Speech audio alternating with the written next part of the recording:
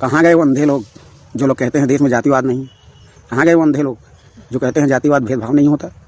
अभी यूजीसी का मामला ठंडा भी नहीं हुआ है और वहाँ वैशाली में दलित को रास्ता नहीं दिया गया।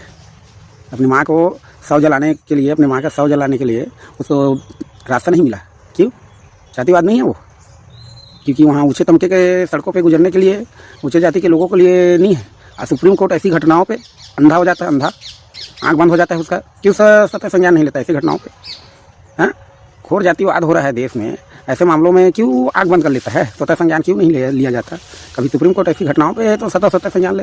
यूजीसी के उस मामले में तो स्वतः संज्ञान दिया जिसमें कहा गया था सरकार के जो लचर रवैये है बीजेपी का, वो तो हम जानते ही हैं, लेकिन उसमें स्वतः संज्ञान ले लिया कि वहाँ पर किसी बेगुनाह को फंसाया जा सकता है बोल के।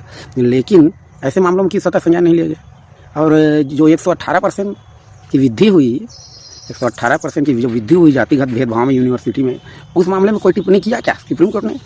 क्योंकि ये लोग जो बैठे हैं घोर जातिवादी हैं और इनकी जातिवादी मानसिकता तरह समय समय पे झलकती रहती है। जब दलित आदिवासी पिछड़ों के हित की बात आती है, SC ST OBC के हित की बात आती है या उसके हित में कोई कानून बनता है, तो ऐसे जज और ऐसे सुप्रीम कोर्ट जो जातिवाद मानसिकता से घिरे हुए हैं, कोलिजियम सिस्टम 100% जातिवादी मानसिकता से घिरा हुआ है, तो इन लोग जाग जाते हैं।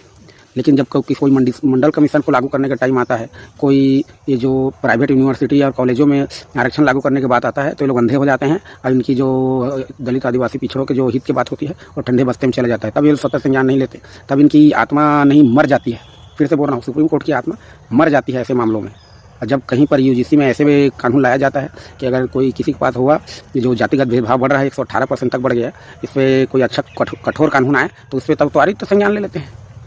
वहीं पर जब UWS लागू हुआ और बोला गया कि आर्थिक गरीब लोगों के लिए है, हाँ, वो बाद में पता चला कि वो केवल स्वर्ण गरीब के लिए है।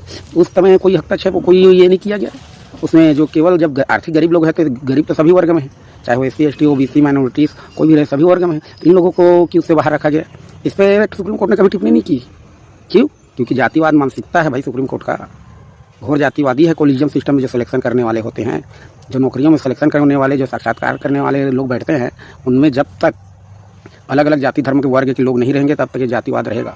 जब तक घोर जातिवादी लोग हैं, क्यों नहीं लिया भाई? वहाँ दलित को शमशान में जगह नहीं मिला, उनको नहीं घुसने दिया, उस रास्ते से गुजरने नहीं थी। वो व्यक्ति ने बीच रोड पे जला दिया भाई लाश को, अपनी माँ के लाश को, दलित ने। तब शर्म नहीं आया समाज को?